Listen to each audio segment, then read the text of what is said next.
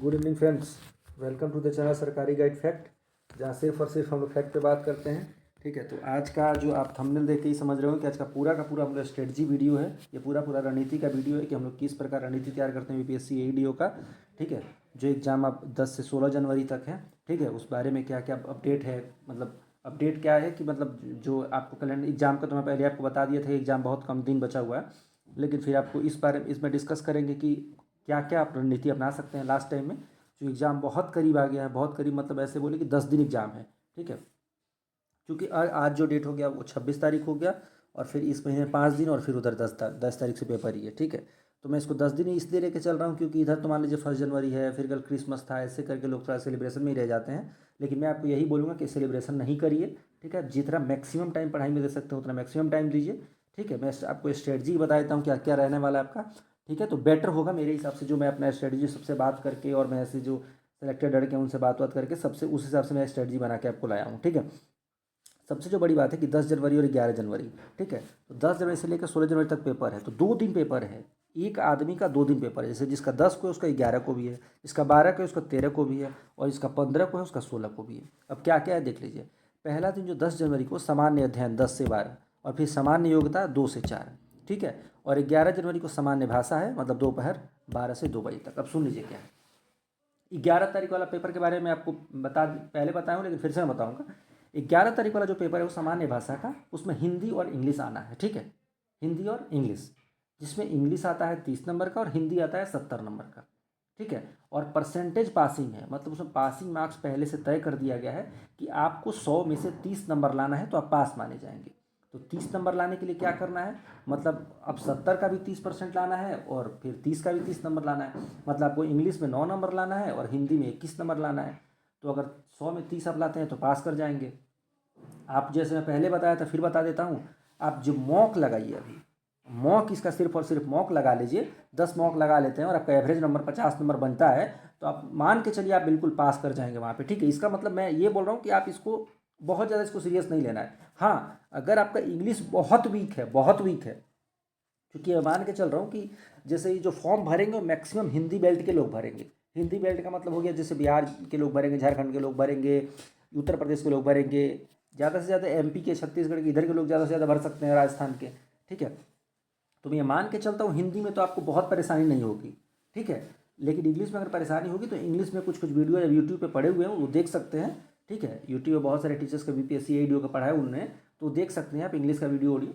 लेकिन उतना है कि मतलब अगर आपको लग रहा है कि उतना तैयारी, अगर एसएससी एसएससी की तैयारी करते हैं आप, जैसे सेंट्रल एसएससी जो होता है, SSC CGL, SSC CHSL, MTS, CPO, अगर इसकी तैयारी करते हैं, तब तो मुझे 1% का डाउट नहीं है कि आपको इंग्लिश नहीं आता होगा, क्योंकि उसमें बिना इंग्लिश के कुछ हो रहा ही नहीं है। तो इंग्लिश और हिंदी ऐसे ही कर लीजिए आप। अगर डाउट डर लग रहा है उसमें, अगर उसमें इंग्लिश में डर लग रहा है तब थोड़ा पढ़ लीजिए, वरना इंग्लिश हिंदी आप ऐसे ही थोड़ा सा प्रैक्टिस करके आप इसको कर ले जाएंगे। ठीक है, अब सामान्य अध्ययन को हम लोग थोड़ा डिटेल्स में डिस्कस करते हैं क्या है सामान्य अध्ययन में। देखिए क्या क्या, एक बार सब्जेक्ट डिस्कस करते हैं। सामान्य अध्ययन में ना आपको मैं बताया था, जैसे पहले मान लीजिए ज्योग्राफी हो गया, ज्योग्राफी के बाद हिस्ट्री आ गया, हिस्ट्री के बाद पॉलिटी आ गया, और पॉलिटी के बाद इकोनॉमिक्स आ गया। ठीक है, और इसके बाद आ गया बिहार, और बिहार के बाद करेंट। अब सब्जेक्ट ऐसे जोड़िएगा तो 1 2 3 4 5 6 सब्जेक्ट हो रहा है। ठीक है, लेकिन इसमें ना क्या करना है आपको ना, अभी के डेट में आपको सिर्फ और सिर्फ रिवीजन करना है, सिर्फ और सिर्फ रिवीजन करना है, और थोड़ा मॉक देना है। अब रिवीजन और मॉक कैसे देना है वो मैं आपको यहाँ डिटेल्स बताऊंगा कि रिवीजन और मॉक देना कैसे है। ठीक है, देखिए सबसे बड़ी बात है, पहले हिस्ट्री की बात करते हैं। जो हिस्ट्री पार्ट है ना, हिस्ट्री पार्ट, हिस्ट्री को आप 3 पार्ट में डिवाइड कर सकते हैं। एक एक जो है यहाँ मैं दिखा देता हूँ। एक जो है आप प्राचीन में डिवाइड कर सकते हैं, प्राचीन में, उसके बाद मध्यकालीन में, उसके बाद आधुनिक में, आधुनिक इतिहास में।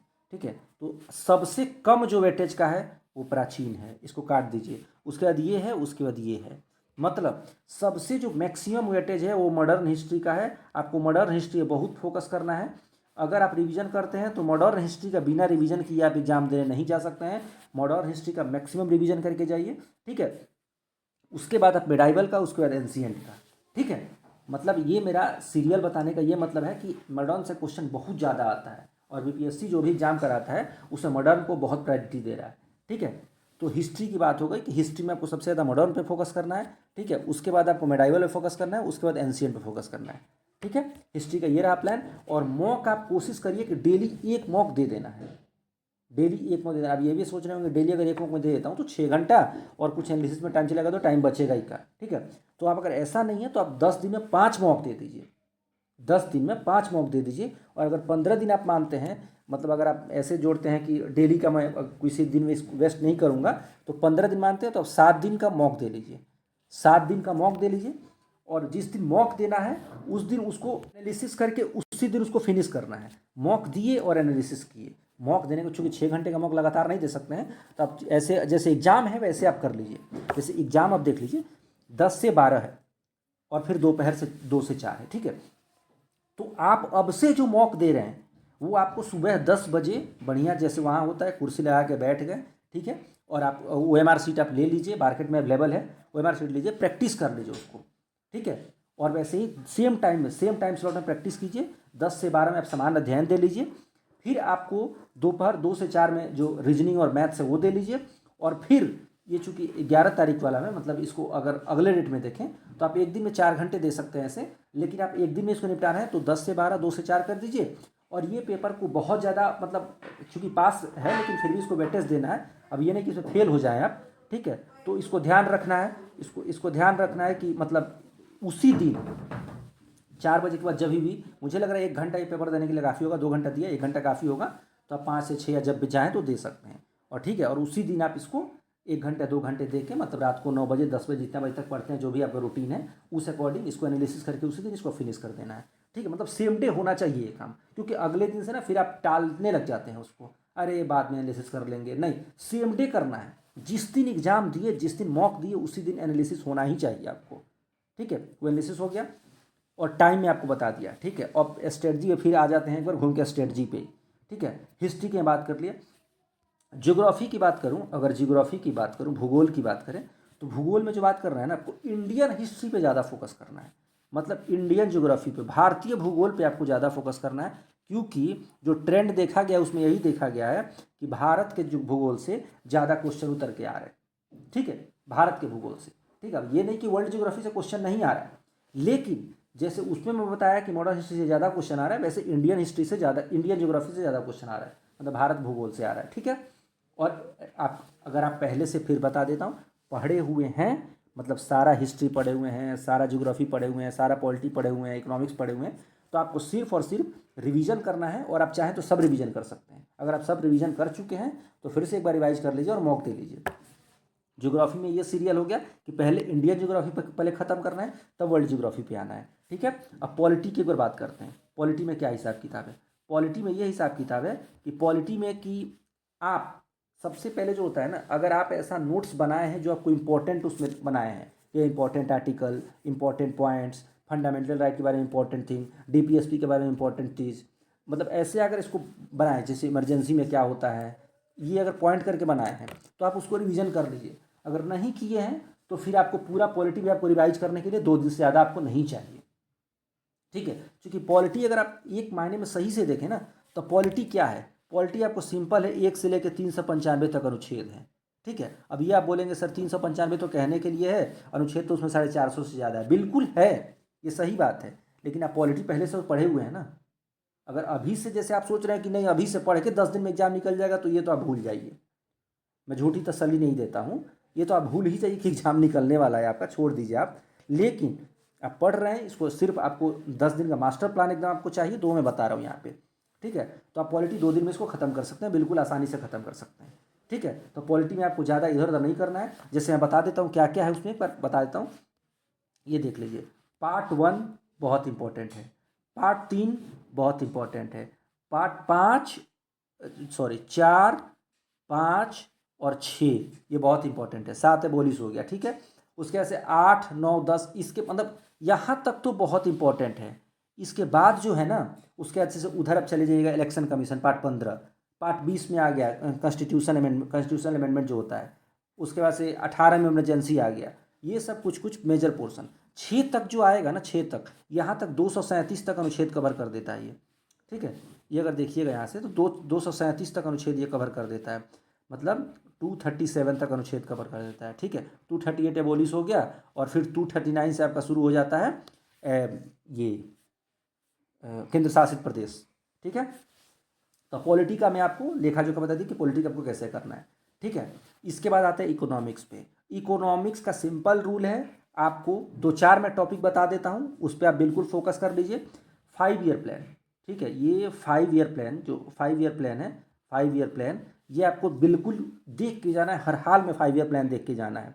ठीक है, प्लस बजट, ये आपको देख के ही जाना है। 5 ईयर प्लान और बजट, इसको आप इग्नोर नहीं कर सकते हैं, इसको एकदम देख के ही जाना है। और अगर आप पूरा इकोनॉमिक्स अच्छे से पढ़े हुए हैं फिर तो आपको कुछ कहना ही नहीं है। आप 5 ईयर्स प्लान पढ़ लीजिए, बजट पढ़ लीजिए और मार्केट पढ़ लीजिए। मार्केट कहने का मतलब इन्फ्लेशन पढ़ लीजिए, डिफ्लेशन पढ़ लीजिए, स्टैग्फ्लेशन पढ़ लीजिए। ठीक है, ये सब पढ़ लीजिए। जीडीपी पढ़ लीजिए, जीडीपी से भी क्वेश्चन आता है। ठीक है, ये बात आप समझ रहे होंगे। ठीक है, तो इकोनॉमिक्स का मेन टॉपिक जो यही है। ठीक है, इकोनॉमिक्स का मेन टॉपिक यही सारा है। ठीक है, और इसके बाद से जो आ गया, मैं आपको जो बताया कि करंट और बिहार। ठीक है, मतलब करंट और बिहार बहुत इंपॉर्टेंट है। अब देखिए क्या है, जैसे बिहार का पेपर है तो बिहार को आप इग्नोर नहीं कर सकते हैं। ठीक है, मतलब बिहार का पेपर मतलब बिहार को इग्नोर आप नहीं कर सकते हैं एनी हाउ। तो बिहार में आपको देखिए क्या क्या करना है। अगर बिहार आप पहले से पढ़े हुए हैं तब तो आपको सिर्फ और सिर्फ क्या करना है, बिहार को पूरा एक बार पढ़ लेना है अच्छे से। अब बिहार में क्या पढ़ना है, अगर आप बिहार करंट का बुक पढ़े हैं तो वो भी आप सिर्फ पढ़ के चले जाएंगे ना, तो आप बहुत सारा क्वेश्चन कर ले जाएंगे। ठीक है, अगर सिर्फ आप बिहार करंट का जो बुक आता है अगर वो आप पढ़ ले गए तो आप मैक्सिमम क्वेश्चन बिहार से रिलेटेड आप कर ले जाएंगे, कोई दिक्कत नहीं है, क्योंकि वो रिलेटेड क्वेश्चन ही पूछता है। ठीक है, जो समीक्षा होता है इसमें पूछता है, तो जो बिहार का बजट होता है उससे पूछता है, मतलब किस डिपार्टमेंट को कितना बजट एलोकेट हुआ है, इस तरह का सवाल पूछता है। ये सब सारे सवाल मतलब बेसिक ही सवाल पूछता है, लेकिन थोड़ा सा ट्विस्ट रहता है क्वेश्चन में। पीएससी का क्वेश्चन आप देखे होंगे, क्वेश्चन तो बेसिक ही रहता है लेकिन वो ट्विस्ट कर देता है, तो थोड़ा सा वो समझने का हेरफेर हो जाता है वहाँ पे। ठीक है, तो बिहार को आप बिल्कुल पढ़ के जाना है। ठीक है, और बिहार में भी बिहार करंट को आप इग्नोर नहीं करिएगा। अगर बिहार पढ़े हैं तो बिहार करंट अफेयर्स को बिल्कुल इग्नोर करके नहीं चलना है, बिहार करंट पढ़ के जाना है। ठीक है, ये हो गया। और लास्ट जो बच गया, जैसे यहाँ का last but not the least जिसको बोलते हैं एकदम बहुत important, current affairs. Current affairs समसामयिकी जिसको बोलते हैं, करंट अफेयर्स। ठीक है, तो करंट अफेयर्स में आपको ये करना है।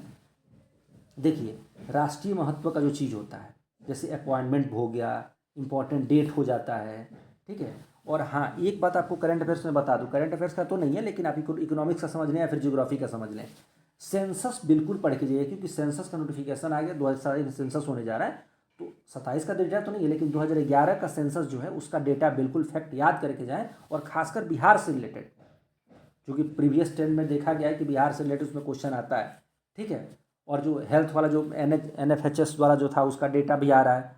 ठीक है, तो मैक्सिमम जो डेटा वाला क्वेश्चन जो आ रहा है बीपीएससी में, ठीक है, तो अगर आप 2-4 मॉक देंगे तो आपको जरूर उसमें क्वेश्चन मिल जाएगा। तो इसलिए आपको बोल रहा था कि अगर 14 दिन में आप 7 मॉक देते हैं तो इस 7 मॉक से भी आपका बहुत सुधार हो जाएगा। ठीक है, तो करंट अफेयर्स अगर आप पढ़े हैं तो पढ़ के जाइए, उसको रिवीजन करके जाइए। मतलब रिवीजन करने का मतलब यह है कि करंट अफेयर्स का कोई भी जो बुक आता है ना उसके लास्ट में ना उसको प्रैक्टिस सेट दिया हुआ है, प्रैक्टिस सेट दिया हुआ है, मतलब 50 प्रैक्टिस सेट दिया हुआ, 10 प्रैक्टिस सेट दिया, 20। तो उस प्रैक्टिस को सेट को अगर लगा लेंगे ना, जिसको मॉक टेस्ट बोलते हैं, करंट अफेयर्स का मॉक टेस्ट, अगर उसको लगा लेंगे ना तो पूरा बुक का समरी दिया रहता है वहाँ पे, तो समझ लीजिए वो क्लियर हो गया। ठीक है, चूँकि पढ़े हुए हैं आप और उसको मॉक दे लीजिएगा मॉक के रूप में, तो आपको और कन्फर्म हो जाएगा एक बारी। ठीक है, तो ये रहा आपका history, geography, polity, economics, Bihar और करंट का प्लान। ठीक है, अब इसको आप अपने हिसाब से फिर इसमें स्ट्रेटजाइज मत कीजिएगा कि ऐसे कर लेते हैं ऐसे कर लेते हैं। ठीक है, जैसे आप ये सोचिएगा कि नहीं मेरा हिस्ट्री बहुत स्ट्रांग है तो मैं पॉलिटी पे ध्यान देता हूँ, ये आप कर सकते हैं। ठीक है, लेकिन अब ये आप नहीं कर सकते हैं कि एक सब्जेक्ट को पूरा ये स्किप कर दिए कि हिस्ट्री पूरा छोड़ ही देते हैं, अब सीधे पॉलिटी पढ़ के एग्जाम दे देंगे, तो ऐसा नहीं होगा। किसी सब्जेक्ट को आप इग्नोर करके नहीं चल सकते। हाँ, अगर बिहार आप नहीं पढ़े हैं तब तो आपको छोड़ना मजबूरी है कि बिहार आप अभी से पढ़ के नहीं आप कर सकते हैं। ठीक है, लेकिन अगर आप पढ़े हैं तो फिर आपको बिहार पढ़ के जाना है, और अगर बिहार में पढ़ के भी जाना है तो बिहार करंट पे आपको ज़्यादा फोकस करना है। बिहार करंट को तो आप बिल्कुल नहीं इग्नोर कर सकते हैं। ठीक है, तो बिहार करंट आपको पढ़ के जाना है। ठीक है, तो ये रहा बीपीएससी एडीओ का लास्ट 10 से 15 दिन का मास्टर प्लान। ठीक है, तो अगर आप इसको फॉलो करते हैं तो आपको ही पता है सिलेक्शन फिर आपका कोई नहीं रोक सकता है, क्योंकि आप पहले से पढ़े हुए हैं। ठीक है, इसको बस आप रिवीजन और मॉक का वीडियो समझिए, उसका आपको रणनीति बताया गया है। और हाँ, एक बात और बता दूँ कि मॉक देना है और सेम डे उसको एनालिसिस करना है। ये बात मैं बार बार बता रहा हूँ, फिर बता देता हूँ, ठीक है। तो आपको अगर ये वीडियो अच्छा लगा, ठीक है, तो आप चैनल को लाइक और सब्सक्राइब जरूर कीजिए, ठीक है, और वीडियो को भी शेयर कीजिए, क्योंकि आजकल मैं देख रहा हूँ कि लोग सब्सक्राइब नहीं करते हैं। 99% मेरे व्यूअर्स हैं जो आते हैं, देखते हैं वीडियो और वीडियो देख के चले जाते हैं, ठीक है। तो ऐसा नहीं करिए, चैनल को सब्सक्राइब करिए, वीडियो को लाइक और शेयर जरूर करिए, ठीक है। तो अब मिलते हैं किसी नेक्स्ट वीडियो में नेक्स्ट टॉपिक के साथ, ठीक है। तब तक के लिए बहुत बहुत धन्यवाद।